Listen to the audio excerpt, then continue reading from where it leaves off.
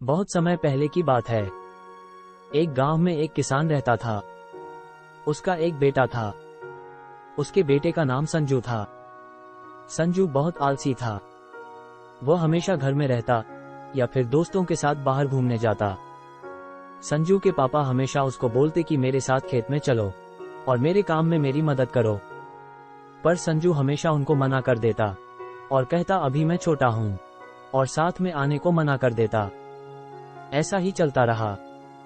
अब संजू बहुत बड़ा हो गया था और फिर भी वो अपने पापा को यही बोलता था कि अभी मैं छोटा हूं, जब मेरी दाढ़ी मूछ आ जाएगी तब मैं आपके साथ आता हूं। और जब उसके पापा ने उसको ज्यादा बार कहा तो वो उल्टी सीधी बातें कहने लगा और बोला आपने मुझे इस दुनिया में लाया है, अब आप ही हमारी देख रेख करो, मुझे काम करना पसंद नहीं है। फिर बात बढ़ गई और संजू के पापा को गांव वाले बोलने लगे कि आपकी इतनी उम्र हो गई और कितने दिन अब आप ही अपने खेत को संभालोगे, अब तो अपने बेटे संजू को ये जिम्मेदारी सौंप दो। लेकिन संजू इतना आलसी है वो तो उनके पिता को ही पता था। अब गांव वालों ने संजू के पिता को बोला हमको आपके लड़के की शिकायत अब राजा से करनी पड़ेगी। अब गांव वाले राजा के पास पहुंच गए और संजू की शिकायत कर दी। अब सभा में संजू को बुलाया गया और राजा ने पूछा क्यों संजू अपने पापा की खेत में जाकर मदद क्यों नहीं करते हो। संजू ने जवाब में कहा मुझे काम करना पसंद नहीं है और जब मैं काम करता हूँ मुझे सर दर्द होता है, और आप बीच में ना पड़ो, ये हमारा आपसी मामला है, हम खुद इसको निपटा लेंगे। ये सुनकर राजा को बहुत गुस्सा आया और वो बोले ठीक है तुम अपने मन का कुछ काम कर लो, लेकिन संजू ने साफ मना कर दिया और राजा को बोल दिया कि मुझे ये सब काम नहीं करना। फिर राजा ने बोला अगर ऐसा है तो तुम चाहे चोरी करके ही पैसे कमाओ, लेकिन अब तुम्हारी ये कामचोरी और दिन नहीं चलेगी। और राजा ने संजू की मजाक उड़ाते हुए कहा लेकिन तुम तो चोरी भी नहीं कर पाओगे क्योंकि उसके लिए भी मेहनत और बुद्धि लगती है, जो कि तुम्हारे पास बिल्कुल भी नहीं है। और सभा में सबके सामने संजू की फटकार लगा दी।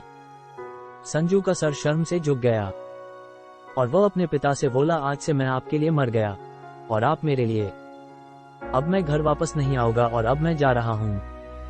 अब संजू की मां को बहुत बुरा लगा और वह संजू के पापा को बोली राजा को ऐसा नहीं बोलना चाहिए था, राजा की वजह से मेरा बेटा अब पता नहीं कहां चला गया, वैसे जैसा भी था वह हमारे साथ तो था।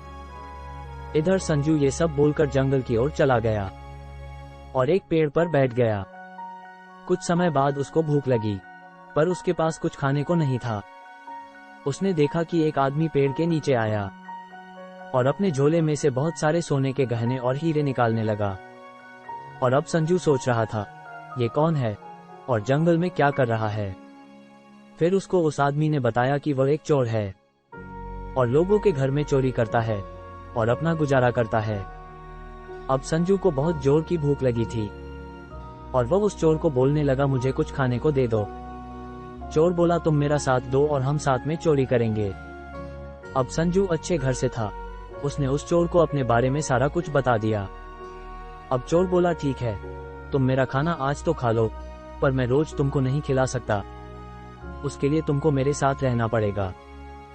संजू का चोरी करने का कोई मकसद नहीं था, परंतु वह राजा को सबक सिखाना चाहता था। और फिर संजू ने उस चोर से चोरी करने की हर एक तरकीब सीख ली। संजू अब पूरी तरह से तैयार था और उसने राजा के घर में चोरी करने का प्लान बनाया और राजा के सारे हीरे जेवरात चुरा लिए और वहां अपने एक पत्र छोड़ दिया जिसमें उसने अपना नाम लिखा और राजा को कहा देखो मैं वही हूं जिसको आपने बोला था, तुम चोर भी नहीं बन सकते। राजा ने उसको बहुत ढूंढा पर वो कहीं ना मिला। फिर गुस्से में आकर राजा ने उसके माता पिता को जेल में डाल दिया और उसके बेटे का पता पूछा, पर संजू के माता पिता को सच में नहीं पता था कि संजू कहाँ है। अब संजू चोरी कर करके बहुत धनवान हो गया। उसको एक घर में चोरी करते समय एक लड़की पसंद आ गई। अब वो अपने चोर बाबा को बोलने लगा मुझे उस लड़की के साथ शादी करनी है, मेरे लिए उसके पापा से बात करो। अब चोर बाबा उसकी बात मान जाते हैं और उस लड़की के पापा से उसकी रिश्ते की बात करते हैं। लड़की के पिता संजू को देखते ही पहचान जाता है कि ये तो किसान का बेटा है इसके पास इतना धन कहाँ से आया। अब लड़की के पिता मन में ही प्लान बना लेते हैं और चोर बाबा को बोलते हैं कि लड़का क्या करता है। अब चोर बाबा के पास बताने को कुछ नहीं था और वो बोले मेरा सारा पैसा अब इसका ही है। पर लड़की के पिता ने कहा नहीं, मैं अपनी बेटी की शादी किसी कामकाजी आदमी से ही करूंगा। अब इधर ये सारी बात चोर बाबा ने संजू को बताए।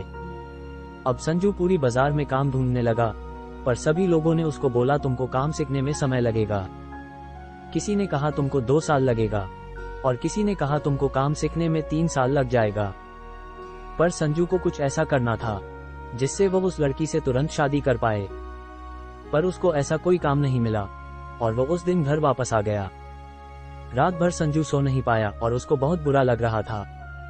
सब कुछ होने के बाद भी वो उस लड़की से शादी नहीं कर पा रहा था। फिर दूसरे दिन वो काम की तलाश में बाहर गया और उसने पाया कि एक काम है जो वो बिना कुछ सीखे कर सकता है, मजदूरी का काम। और उसने उस दिन अपनी जिंदगी में पहली बार मेहनत का काम किया और कुछ पैसे कमाकर घर पर लाया। अब ये सब देखकर लड़की के पिता चकित रह गए, क्योंकि संजू के पिता भी संजू से मेहनत का काम नहीं करवा पाए थे। फिर उन्होंने संजू को उनके माता पिता के बारे में बताया और बोला तुम्हारी वजह से वह जेल में बंद है। अब संजू बदल चुका था और राजा के पास गया और राजा के पैसे वापस करके अपनी माता पिता को वहां से छुड़ाकर घर ले आया। दोस्तों, मुझे बहुत बुरा लगता है आजकल की जनरेशन को देखकर, जो लोग अपनी माता पिता की बात नहीं मानते, परंतु एक लड़की के लिए क्या कुछ नहीं करते। और हमें अपनी सोच को बदलना होगा और जिन माँ बाप ने हमें पाल पोष के बड़ा किया उनकी हमें मदद करनी चाहिए और हमेशा उनका साथ देना चाहिए। माता पिता की मदद करना हमारा कर्तव्य है। वे हमारे जीवन के महत्वपूर्ण हिस्से होते हैं और हमें उनके साथ सहयोग करना चाहिए। हमारे माता पिता हमारी परवाह करते हैं और हमें अपने साथ हमेशा समर्पित देखते हैं, इसलिए हमें उनकी सेवा करके उनका आभार व्यक्त करना चाहिए। माता पिता की मदद करके हम उनके प्रति अपना प्यार और सम्मान प्रकट कर सकते हैं और इससे हमारे जीवन की महत्वपूर्ण मूल्यांकन में वृद्धि होती है। इस तरह माता पिता की मदद करने से हमारा जीवन खुशियों से भरा होता है और पारिवारिक संबंधों में प्यार और एकता का महत्वपूर्ण हिस्सा बनता है।